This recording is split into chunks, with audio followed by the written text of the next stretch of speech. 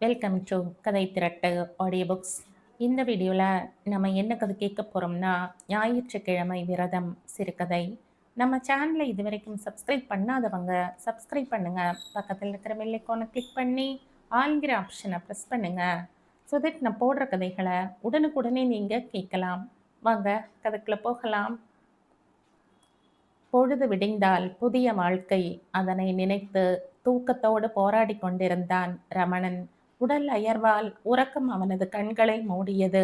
ஆனால் மனம் மட்டும் உறங்கவில்லை. எதிர்கால ஆசைகளை கனவாக கண்டு கொண்டிருந்தான். அதிகாலை 5 மணிக்கெல்லாம் சுப்ரபாதம் கேசட்டை போட்டுவிட்டு மகனை எழுப்பி விடுவது ஜானகியின் அன்றாட அலுவல்களில் ஒன்று.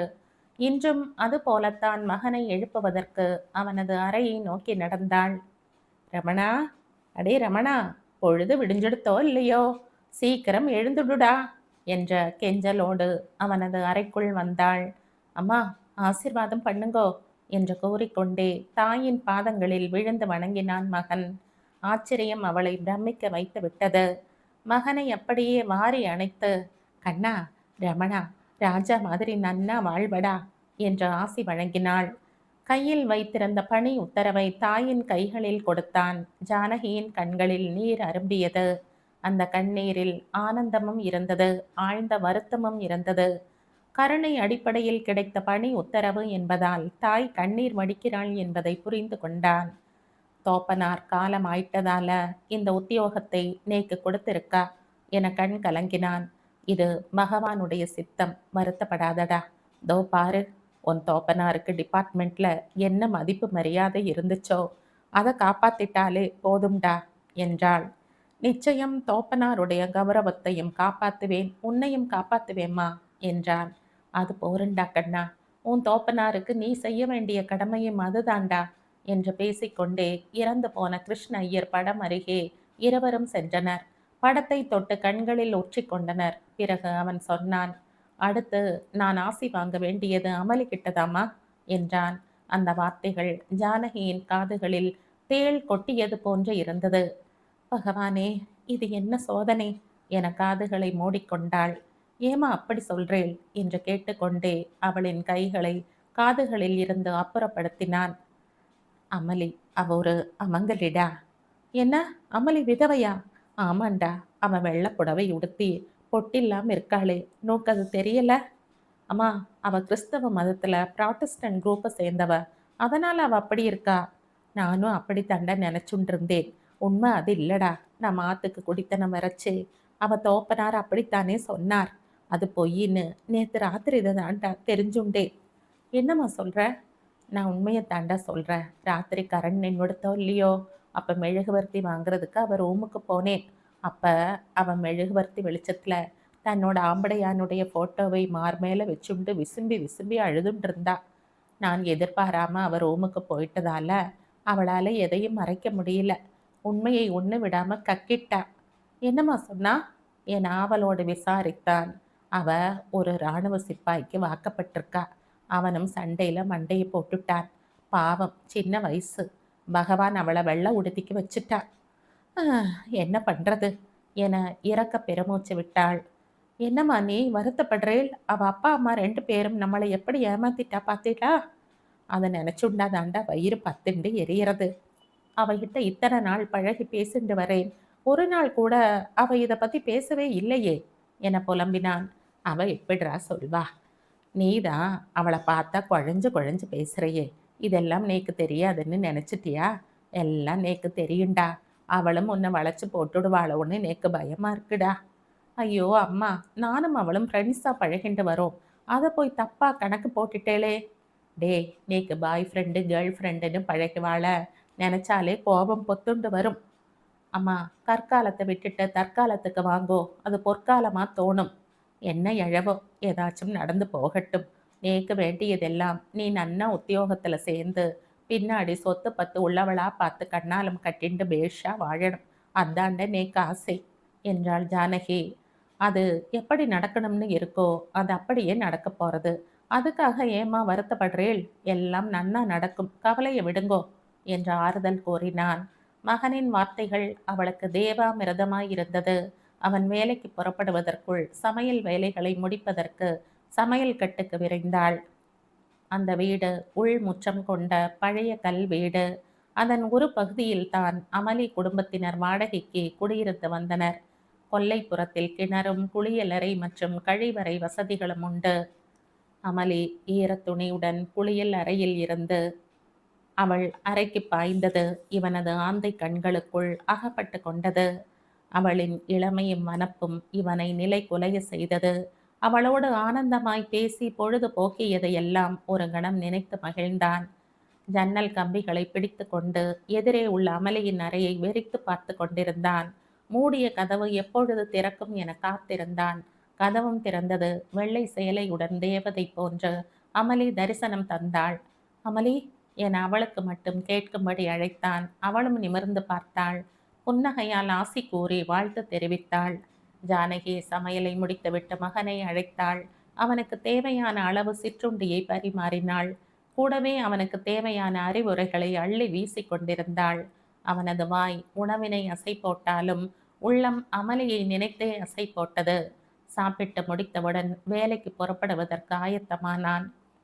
அம்மா வரட்டுமா என கேட்டுக்கொண்டே ஒரு அடி எடுத்து வைத்தான். டே ரமணா, சித்தை இருடா, தெருவில் யாராவது வராளான்னு பார்த்துண்டு வந்துடுறேன் என்றாள். வேகமாக கதவின் பக்கம் ஓடினாள். சுற்றுமுற்றும் பார்த்தாள். யாரும் வரவில்லை. சகுனம் நன்றாக இருக்கிறது என்று எண்ணினாள். மீண்டும் மகனிடம் சென்று, தெருவில் யாரும் இல்லை, சகுனம் நன்னா இருக்கு, சீக்கிரம் புறப்படுறா என்று துரிதப்படுத்தினாள். கண்ணாடி முன் சென்ற தலையை மீண்டும் ஒரு முறை மாறிவிட்டு ஆடைகளை சீர்திருத்தி அழகு பார்த்துவிட்டு புறப்படும் போது தெரு கதவிற்கு அருகில் உள்ள அறையில் இருந்து அமளி குறுக்கே வந்தாள். Wish you all the best என கூறி புன் சிரிப்பு சிரித்தாள். ஜானகிக்கு நெஞ்சம் படபடத்தது. ஒரு கணம் திகைத்து போனாள். வேகமாக ஓடி சென்று தெருவில் நடந்து கொண்டிருந்த மகனை மீண்டும் வீட்டுக்கு அழைத்து வந்தாள். நாற்காலியில் உட்கார வைத்துவிட்டு சமையல் அறைக்கு சென்று ஒரு சொம்பில் தண்ணீர் எடுத்து வந்தாள். மந்திரங்களை ஜெபித்து அவன் தலை மீது நீரை தெளித்தாள். கொஞ்சம் நீரை பருகவும் சொன்னாள். என்னம்மா இதெல்லாம் என எரிச்சல் அடைந்தான். நோக்கு ஒன்றும் தெரியாதடா, முத வேலைக்கு போறச்சே அவ குறுக்க வரலாமா, அதுக்கு பரிகாரம் தாண்டா இதெல்லாம் என கூறி சமாதானம் செய்தாள். அமளியை நன்கு சாடினாள். அமளி குறித்து அவள் கூறியதெல்லாம் இவன் நெஞ்சில் நெருப்பை வாரி வீசியது போன்று இருந்தது. ஏமா, நீங்க கூடத்தான் அமங்கலியா இருக்கேள், ஆனா என்னை ஆசிர்வாதம் பண்ணல, அது தோஷம் இல்லையா என எதிர்த்து பேசினான். மகன் இப்படி எதிர்த்து பேசுவான் என எள்ளளவும் அவள் நினைக்கவில்லை. வாய் அடைத்து போனாள். இவர்களின் உரையாடல் அமளிக்கு மயத்தை தோற்றுவித்தது. கண்களில் நீர் கசிந்தது. முந்தானையால் முகத்தை துடைத்து கொண்டே இயேசுநாதர் படம் அருகே சென்று மண்டியிட்டு ஜெபம் செய்தாள். மகனை வேலைக்கு அனுப்பிவிட்டு பூஜை அறைக்கு சென்று நவகிரக தோத்திரம் செய்தாள் ஜானகி. ஜாடை மாடையாய் ஜானகி பேசிய பேச்சுக்கள் திரும்ப திரும்ப அமளியின் காதுகளில் ஒலித்து கொண்டிருந்தது. இனிமேல் அவன் வேலைக்கு புறப்படும் போது எதிர்படவே கூடாது என முடிவு செய்தாள். வேலை முடிந்து வீட்டுக்கு திரும்பினான் ரமணன். அவன் நல்ல விதமாக திரும்பி வந்த பிறகுதான் ஜானகிக்கும் அமளிக்கும் உயிர் வந்தது. அமளியின் தாயை ஆரம்பம் முதலே மாமி என்றும் அவள் தந்தையை அங்கிள் என்றும் அழைத்து வந்தான். அமளியை அவ இவ வாடி போடி என்று இவன் கூறும் போதெல்லாம் அவளின் பெற்றோர்களுக்கு மனசு சங்கடப்படும். இருப்பினும் பார்ப்பன பிள்ளை அப்படித்தான் அழைப்பான் என மனதை தேற்றி கொண்டனர். அமளியிடமும் அவளின் பெற்றோர்களிடமும் எப்பொழுதும் போலவே சகஜமாய் பேசி பழகி வந்தான் ரமணன். இருப்பினும் அமளி பற்றிய விவரங்களை முன்கூட்டியே தனக்கு தெரிவிக்கவில்லையே என்ற ஆதங்கமும் அவன் மனதுக்குள் இருந்தது. ஒரு நாள் வாய் விட்டு அவளை பற்றி கேட்டும் விட்டான். அமளி ஜானகியிடம் கூறிய விஷயம் முற்றிலும் உண்மை என்று அமளியின் பெற்றோர்கள் கூறியதில் இருந்து தெரிந்து கொண்டான். நாம் முன்கூட்டியே சரிவர விசாரித்து தெரிந்து கொள்ளாதது தன்னுடைய பிழை என்று உணர்ந்து கொண்டான். மகனை தீவிரமாக கண்காணிக்க தொடங்கிவிட்டாள் ஜானகி. இவனும் அமளி ஜானகி ஆகிய இருவரின் மனநிலையை நன்கு புரிந்து கொண்டான். அமளி இவனிடமிருந்து விலகி போக போக இவனுக்கு அவள் மீது ஒரு வெறியே தோன்றிவிட்டது. அவளை எப்படியும் அடைந்தே தீர வேண்டும் என கங்கணம் கட்டி கொண்டான். ஆச்சாரத்தை அதிகமாக கடைபிடிக்கும் தன் தாயை எவ்வாறு சமாளிப்பது என்பதே அவனின் அன்றாட சிந்தனையாக இருந்தது. அவனது வீட்டில் இருந்து சுமார் 2 கிலோமீட்டர் தூரத்தில் புராதன சர்ச் ஒன்று இருந்தது. அங்கு ஒவ்வொரு ஞாயிற்றுக்கிழமையும் காலை 8 மணி பூசைக்கு அமளி சென்று வருவது வழக்கம். நண்பர்களை பார்க்க போவதாய் தாயிடம் பொய் சொல்லிவிட்டு சர்ச் வாசலில் தவம் கிடப்பது ரமணனின் ஞாயிற்றுக்கிழமை விரதம். சர்ச் வளாகத்தில் உள்ள மாந்தோப்பில் அமர்ந்து உரையாடி மகிழ்ந்து வருவதை வழக்கமாக்கிக் கொண்டிருந்தான். நாளடைவில் நட்பு காதலாய் மலர்ந்தது. ஒரு விதவையை திருமணம் செய்து கொள்ள ஜானகி ஒருபோதும் சம்மதிக்க மாட்டாள் என்பது இருவருக்கும் தெரியும். இருந்தாலும் அவர்களின் காதல் உணர்வுகள் வாயில் போட்டதை துப்பவும் முடியாமல் விழுங்கவும் முடியாமல் தவிப்பது போன்ற மனநிலையை மனதில் நிலை கொண்டு வந்துவிட்டது. வழக்கம் போல மாந்தோப்பில் ஒரு நாள் பேசிக் கொண்டிருக்கும் போது கேட்டான். அமளி, ஆத்த விட்டுட்டு எங்கேயாவது ஓடி போயிடுவோமா? சச்ச, நான் ஒரு காலம் அதுக்கு சம்மதிக்க மாட்டேன். அப்படின்னா என்னை என்ன பண்ண சொல்ற? முறையா என்னை கல்யாணம் பண்ணிக்கோங்கோ. முடியிற காரியமா பார்த்து சொல்லுடி. இல்லைனா நான் எப்போதும் போலவே இருந்துக்கிறேன். அடி அசடு, நன்னா புரிஞ்சுட்டு தான் பேசுறியா?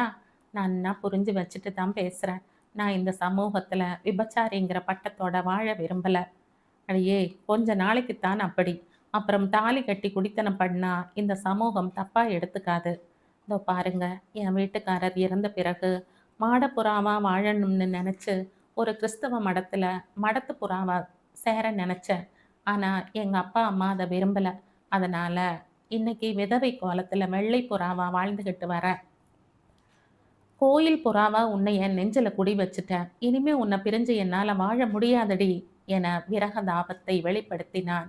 இவர்கள் இப்படி பழகுவது எப்படியோ ஜானகியின் காதுகளுக்கு எட்டிவிட்டது.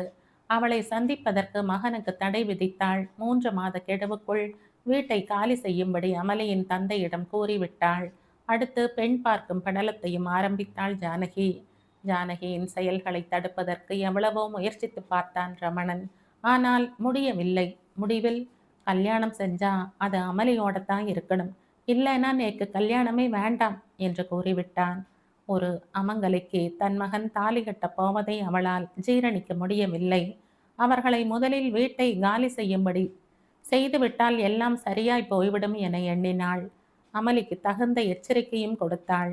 அவளும் எட்டாத கனிக்கு ஏன் கொட்டாவி விட வேண்டும் என ஒதுங்கியே நடந்து கொண்டாள். விரைவில் வேறு வாடகை வீட்டுக்கு குடிபோக தந்தையிடம் வற்புறுத்தினாள் அமளி. அமளியை பற்றிய எண்ணங்களை ஆழ் மனதில் பதிய விட்டான் ரமணன்.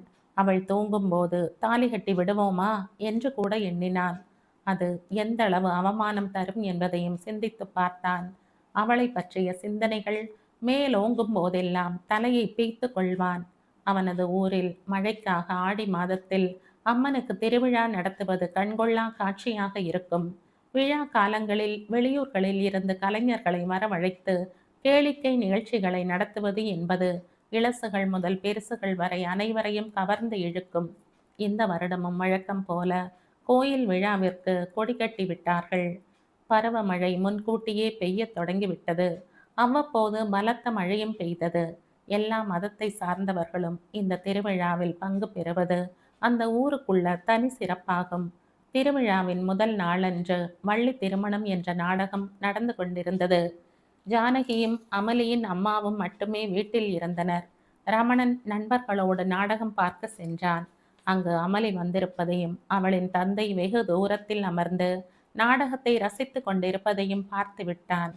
முருகன் கிழவன் வேடத்தில் வள்ளியை அணைக்க முயலும்போது அவள் கிழவனை தள்ளிவிட்டு ஓடுகிறாள். விநாயகர் யானை உருவில் வந்து வள்ளியை துரத்துகிறார். வள்ளி யானைக்கு பயந்து மீண்டும் கிழவனிடம் ஓடி வருகிறாள். யானையை விரட்டும் சாக்கில் வள்ளியை அணைத்து பிடிக்கிறான் கிழவன். இந்த காட்சி நடந்து கொண்டிருந்த போது பலத்த இடி மின்னலுடன் மழை பெய்தது. எல்லோரும் பாதுகாப்பு இடங்களை தேடி ஓடுகிறார்கள். ரமணன் அமலியை நோட்டம் விட்டு கொண்டிருந்தான். வீடு நோக்கி வேகமாக ஓடினாள். இவனும் அவளை பின்தொடர்ந்து ஓடினான். இருவரும் தெப்ப கட்டை போன்று நனைந்து விட்டனர். ஆடையை மாற்றுவதற்குள் அவள் அழகை ரசிக்க வேண்டும் என்ற ஆவலோடு ஓடினான். வீட்டிற்கு வந்த அமலி அவளுடைய அறைக்கு சென்று ஒரு வாளியை எடுத்து அதில் சேலை முந்தானையை அவிழ்த்து பிழிந்து கொண்டிருந்தாள். மூச்சிறைக்க ஓடி வந்த ரமணன் வாயில் படியில் நின்று அவள் அழகை ரசித்தான். நாடக காட்சிகள் நினைவுக்கு வந்தன. உணர்ச்சி பிரவாகம் எடுத்தது. அவளுக்கு தெரியாமல் பின்புறமாக சென்று அவளை கட்டி அணைத்து முத்தமிட்டான். எதிர்பாராமல் நடந்த இந்த சம்பவம் அவளை அதிர்ச்சிக்குள்ளாக்கியது. ஆ என வீறிட்டு அலறினாள். அலறல் சப்தம் கேட்டு ஜானகியும் அமளியின் தாயும் ஓடி வந்தனர். ரமணனின் பிடியில் சிக்கி அமளி கதறுவதை அவளின் தாய் பார்த்து விட்டாள். குய்யோ முறையோ என கூச்சலிட்டாள். சற்று நேரத்திற்கெல்லாம் கூட்டம் கூடிவிட்டது. நடந்த அசம்பாவிதங்களை கூட்டத்தினரிடம் விளக்கினாள் அமளியின் தாய். செய்வதறியாது கதவுக்கு பின்னால் ஒளிந்து கொண்டான் ரமணன். அவள் ஆடையை திருத்திக் கொண்டு அம்மாவிடம் ஓடி வந்து அழுதாள். இளைஞர்கள் இருவர் அறையினுள் சென்று ரமணனை ரமணனை பிடரி பக்கம் சட்டையை தூக்கி பிடித்து வெளியே இழுத்து வந்தனர். டே, பலாத்காரமா ஒரு பெண்ணை கெடுத்துட்டியே, இதுக்கு என்ன சொல்ல போற? இது ஒருவன் கேள்வி. ஓங்கி ஒரு அறை விட்டான் அடுத்தவன். தர்ம அடி தாறுமாறாக விழுந்தது. ஜானகி துடித்து போய்விட்டாள். அமளி ஆவேசத்துடன் கூட்டத்தினரை விலக்கி என் அனுமதியோடத்தான் என் அறைக்கு வந்தார். எல்லாரும் தயவு செஞ்சு போயிடுங்க என்று கத்தி அழுதாள். பாப்பா, இது பத்தினிங்க வாடர் ஊர். உன் இஷ்டத்துக்கு நடக்கிறதுக்கு வேற ஊரைப்பாரு என்று உருமினான் ஒருவன். அவனையும் அவளையும் தூண்ல பிடிச்சு கட்டுங்கடா என்ற உத்தரவு பிறப்பித்தான் இன்னொருவன்.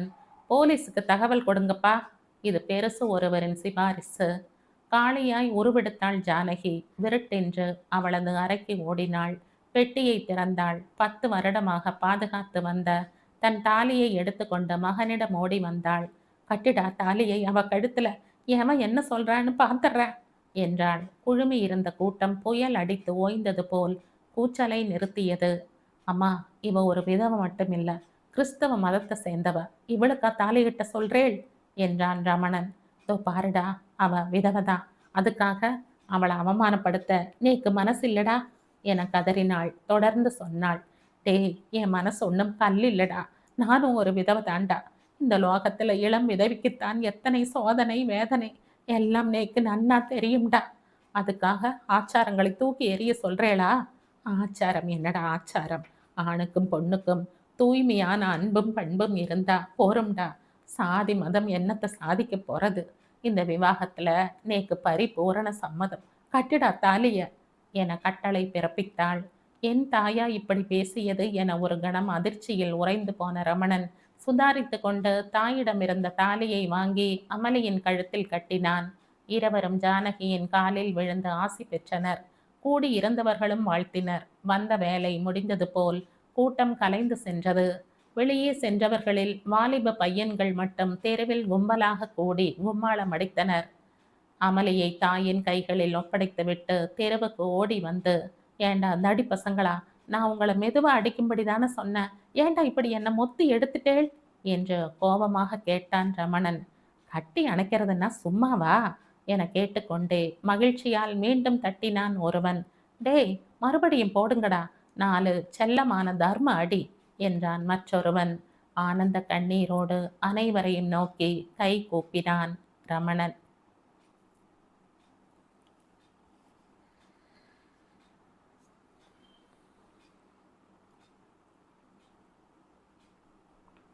இதோடு இந்த கதை முடியுது.